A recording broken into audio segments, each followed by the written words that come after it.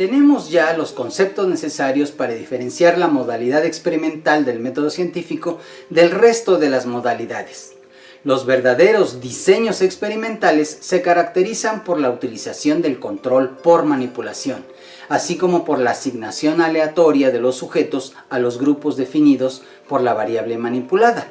De manera que, de existir alguna diferencia entre los grupos, podría decirse que ha sido causada por la variable independiente. Los controles por eliminación y o inclusión pueden y suelen acompañar a los dos controles anteriores en el contexto experimental, pero por sí mismos no resultan definitorios. Los diseños cuasi experimentales cumplen con la asignación aleatoria de los sujetos a los grupos definidos por la variable independiente, pero esta variable independiente no es una variable manipulada por el experimentador. Ya es hora de revisar los diseños por unidad de análisis también. Cuando podemos manipular totalmente una variable, existe la posibilidad de experimentar con un solo individuo, por ejemplo, un paciente. En lugar de contar con grupos que los define la variable independiente, tenemos fases o condiciones experimentales que cambian, definida por esa variable independiente, en intervalos definidos para el mismo individuo. Así, no hay que esperar a tener 20 pacientes con el mismo problema para asignarlos a varios grupos. En su lugar se pueden definir varias condiciones para el mismo paciente. Decíamos que era una posibilidad trabajar con un individuo, porque hay variables independientes que, aunque manipulativas, no permiten su uso secuencial y alternado, como lo suponen las fases o condiciones de un diseño de un solo individuo. Por ejemplo, si se quieren comparar varias técnicas de enseñanza de la lectura, una vez que un niño aprende a leer, no puede desaprender de leer para probar otra técnica de aprendizaje de la lectura. Un estudio así requiere forzosamente uso de grupos. Pero en caso de variables motivacionales, sí es posible. Por ejemplo, el caso de un niño que tiene una alta frecuencia de berrinches antes, durante y después de implementar una estrategia de reforzamiento, se puede medir esa frecuencia de berrinches, por ejemplo, utilizando una estrategia de respuestas incompatibles a llorar, como hablar con los compañeros o la maestra, y ver si después de implementar esa estrategia hay un cambio en la tasa de berrinches. En este ejemplo, si solo hay un niño con el problema en la escuela, tenemos un diseño de individuo, de caso único, o también se llama de n igual a 1 o hasta de medidas repetidas. Así se suelen nombrar estos diseños, que se utilizan cuando la variable independiente, en este caso la estrategia a evaluar, está bajo el completo control del experimentador, en este caso un psicólogo escolar. Con variables atributivas no hay posibilidad de elección. Si queremos comparar entre hombres y mujeres o entre alumnos de primero contra alumnos de tercero, las demás variables ya vienen con el individuo. Es necesario un diseño de grupos. Los diseños de individuos se conocen como diseños intrasujetos y los diseños de grupos son diseños entre sujetos. Estamos tan acostumbrados a los diseños de grupos que parecen ser la única opción. De hecho, aún con variables independientes manipulativas, solemos trabajar con grupos aún con la desventaja de requerir un mayor número de sujetos. Por ejemplo, si llegamos a considerar que con 50 individuos alcanzamos una muestra representativa, para un diseño de caso único deberemos tener 50 individuos. Pero si el estudio requiere que estemos hablando de dos variables independientes con 3 valores para cada una, entonces necesitamos 50 participantes por grupo, es decir, 3 valores de una variable independiente por 3 valores de otra variable independiente nos da 9 grupos con un total de 450 individuos. Desafortunadamente no siempre podemos elegir diseños de caso único, aunque se trate de una variable independiente manipulativa. cuando se necesitan sujetos ingenuos o frescos, o sin experiencia previa, tampoco podemos usar diseños n igual a 1. Un ejemplo nos puede ayudar nuevamente a explicar la razón. Unos autores por allá en 1975 querían ver cómo la atracción sexual afecta la calificación de un juez sobre un crimen. Ellos manejaron 3 niveles de atracción. Para esa primera variable independiente manipulativa, a los participantes, solo hombres, se les enseñó una fotografía de una tal Barbara Ham, la supuesta delincuente, con una foto muy atractiva. A otro grupo, una Bárbara sin atractivo, y un grupo control no vio ninguna foto. La segunda variable independiente manipulativa fue el tipo de crimen. A un grupo se le dijo que Bárbara había entrado al departamento del vecino y sustraído $20,000. A otro grupo se le dijo que Bárbara había inducido a su vecino a invertir $20,000 en una compañía que no existía. Al pedirles una sugerencia para la sentencia, la atracción pagó dividendos.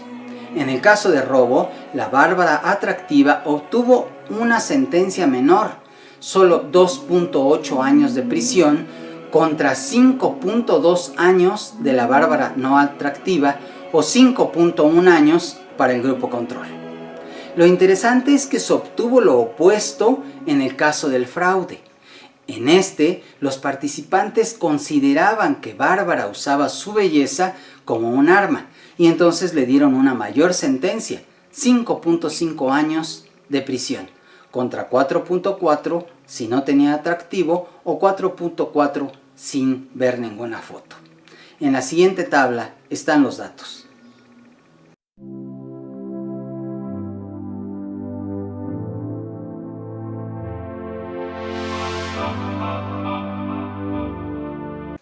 Podemos imaginarnos muy fácilmente qué pasaría en este estudio si no se hubieran usado grupos. ¿De qué manera podemos asegurar que los participantes olviden la primera foto para mostrarles la segunda foto? Quizá no afecte demasiado ver una Bárbara muy atractiva después de una no atractiva, pero a la inversa, seguro que hay una reacción que contaminaría los resultados. ¿Y cómo podemos separar el efecto de secuencia? Al haber pedido inicialmente sentencia por robo, cuando se le pide que se le sentencie por fraude. Claramente es necesario tener sujetos frescos para cada condición, o sin esa experiencia. Ya mencionamos por qué la desventaja principal del diseño de grupos es la mayor cantidad de participantes requeridos. La otra desventaja es que las diferencias pueden deberse a los dos diferentes grupos de gentes. Para eliminar este factor que confunde, ya lo decíamos, deben formarse grupos equivalentes, ya sea por asignación aleatoria o por igualación. Ahora ya podemos ver los diseños por factores y niveles. Los diseños se clasifican como de grupos o sujetos, como acabamos de ver, y también por el número de variables independientes o factores, y el número de valores de esas variables o niveles. El diseño más simple tiene una sola variable independiente y 2 valores para ese nivel de BI. Un factor, 2 niveles. La variable independiente puede ser manipulativa tanto para grupos como para sujetos, o puede ser atributiva, pero esto solo para el caso de grupos. En este último, tenemos grupos equivalentes por asignación aleatoria o por igualación. Lo hacemos al azar o buscamos una variable que nos permita diferenciar entre los grupos. El diseño de un solo factor se usa para comparar un tratamiento experimental con una condición control. La siguiente tabla presenta los 4 diseños de un solo factor y 2 niveles. Como tipo de diseño se dan los nombres del diseño. Los primeros 3 son diseños entre sujetos o de grupos. El último es intrasujetos o de caso único. Los diseños de grupos pueden tener variables independientes manipulativas que se controlan por aleatorización o por inclusión, o una variable independiente atributiva que no se puede controlar. Cuando usamos el azar, Suponemos que con ello tendremos participantes de diversas características, pero por igual en cada grupo. En los grupos igualados usamos una variable extra para hacer esa igualación. Un caso ideal, por ejemplo, sería usar gemelos, uno de ellos para cada grupo. Finalmente, el diseño de medidas repetidas no necesita control de equivalencia, pues en cada condición se mide al mismo sujeto.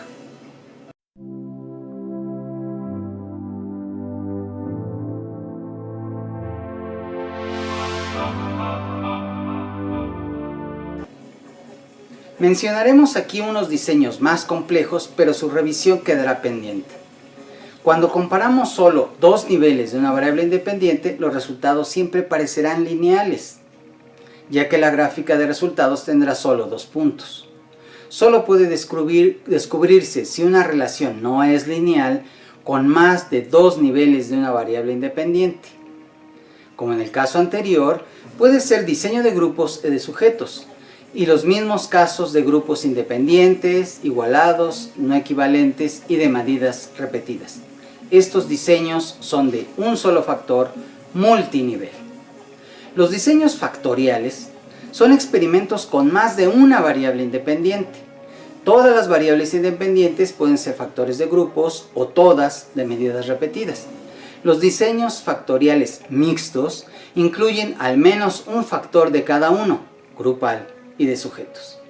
La principal ventaja de un diseño factorial es que permite la posibilidad de descubrir interacciones entre los factores. El diseño de Barbara Helm es un ejemplo. Si no hubiera habido foto de Bárbara, no hubiéramos visto que había diferencias en las sentencias para robo o para fraude, y no hubiéramos visto que se cruzaban esos datos.